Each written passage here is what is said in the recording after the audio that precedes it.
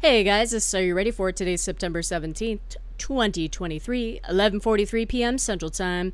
So for anyone who's not interested in rolling blackouts across this country because of this administration's EV push, electric vehicles, because of emissions that we are way below in the whole world, beside the point, and specific states like California attempting to ban gas-powered vehicles very quickly here because of this wonderful climate change agenda they got going on.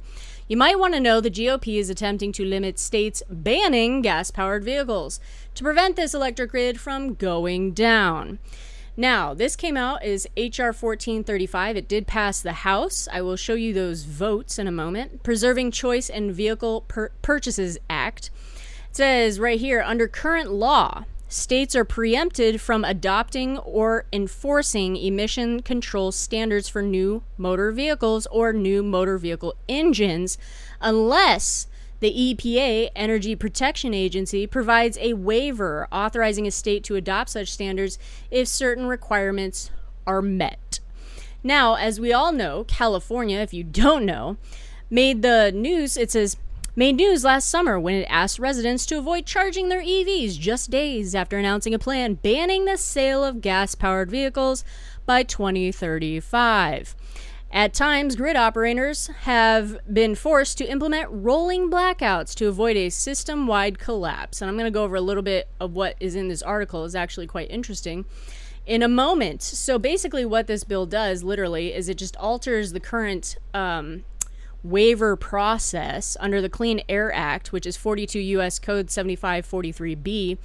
And it adds D, it does a bunch of striking and stuff, and it says such state standards directly or indirectly limit the sale or use of a new motor vehicles with internal combustion engines, such term is defined in section 639375 of Title 40 Code of Federal Regulations as in effect January 1st, 2023, and adding at the end of that sentence, the administrator may not determine that any state standards amended after the date of enactment of this paragraph are within the scope of a waiver granted under paragraph 1 before the date of enactment of this paragraph. And it says effect on certain existing waivers, which would have to do with California.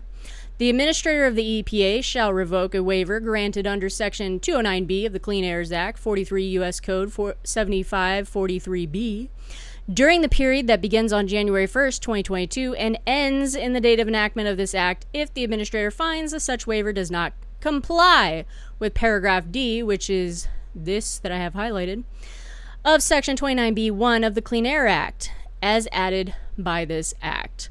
What does that mean? Very simplistically, the bill provides the state standards that directly or indirectly limit the sale or use of new motor vehicles with internal combustion engine are not eligible for waivers. The bill also prohibits the EPA from determining that any state standards amended after the bill's enactment are within the scope of an existing waiver. And then it says, additionally, the bill requires EPA to revoke waivers granted between January 1st, 2022 and the date of enactment of this bill if the standards directly or indirectly limit the sale or use of new motor vehicles with internal combustion engines. So who voted for this? 214 Republicans voted yes. 8 didn't vote.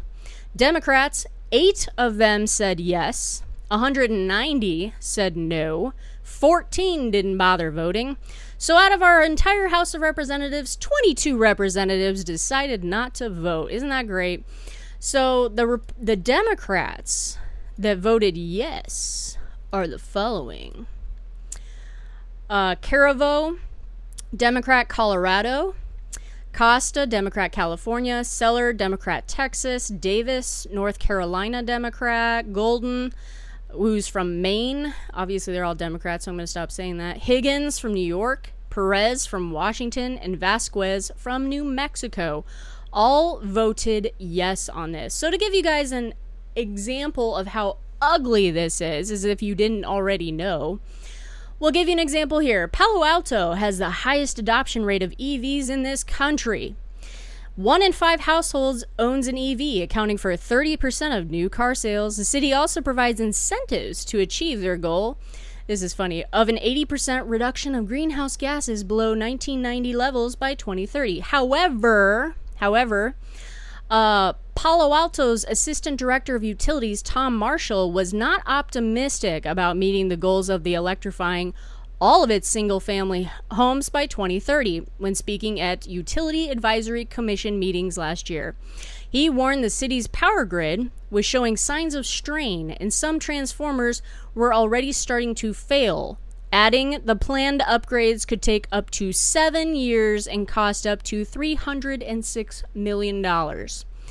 Now it says here, which is very interesting to know in general, typical power consumption reduces at night, allowing transformers to cool. Okay. But with more people charging EVs at home in the evening, their 20 to 40 year life expectancies of these transformers could be reduced to just 3 years. That's nuts. And then it says in here, for California, for example, the state imports between 1/5 and 1/3 of its electricity from its neighboring states. Didn't say which states, but I would go ahead and stop that shit immediately if I was providing that shit. It says down here, approximately 20 million potentially overloaded transformers because of EV charging can happen soon. Replacing those transformers will be costly, and that's if even parts can be found.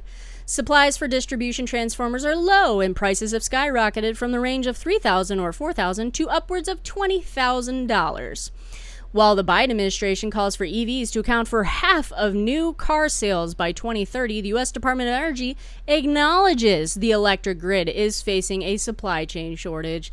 The department says that more than 70% of the transmissions and power transformers are 25 plus years old, and labor and material shortages make manufacturing more difficult for those components.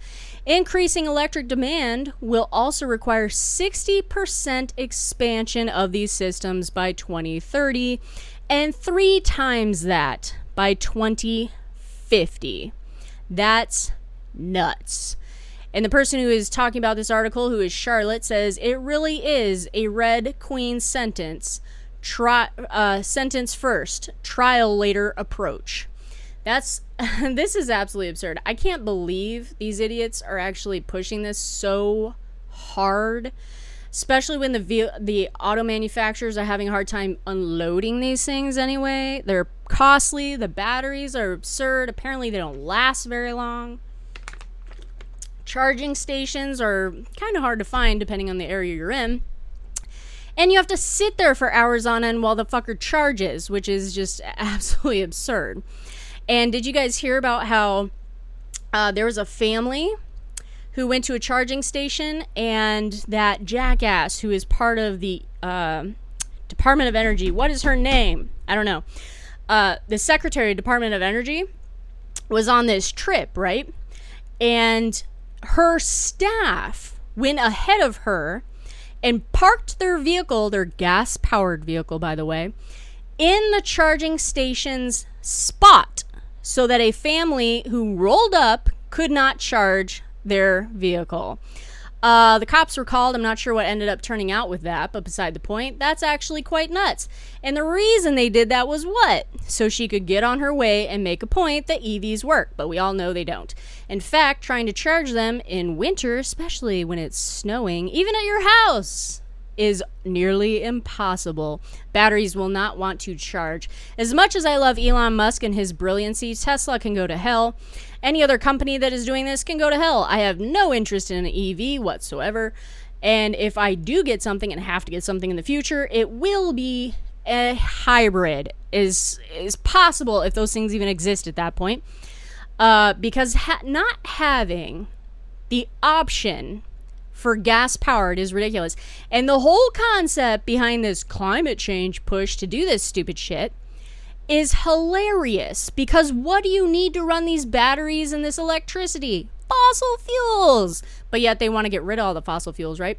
The current strike that is going on by the the union of, what is it, union auto workers at all 3 plants That's pretty nuts. They're not very smart for doing that, first of all, and second of all, meaning the union itself, who determined that it was a good idea to strike for 3 plants, for 3 different automakers, is not very smart, because they don't have enough money to run very far for their union workers who are striking. Good job. It's going to run out fairly quickly.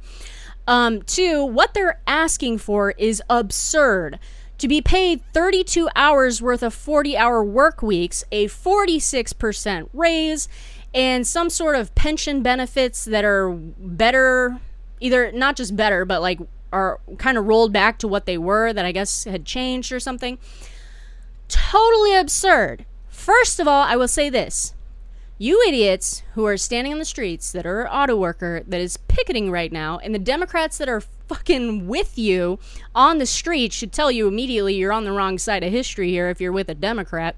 But beside the point, you are literally picketing for AI or a robot to take over your job. Because I got news for you. Most of those jobs that you guys have in those plants in Michigan and whatnot can be done automative. So you are putting yourself out of a job. This is Are You Ready For It? Take care, guys. Have a great night.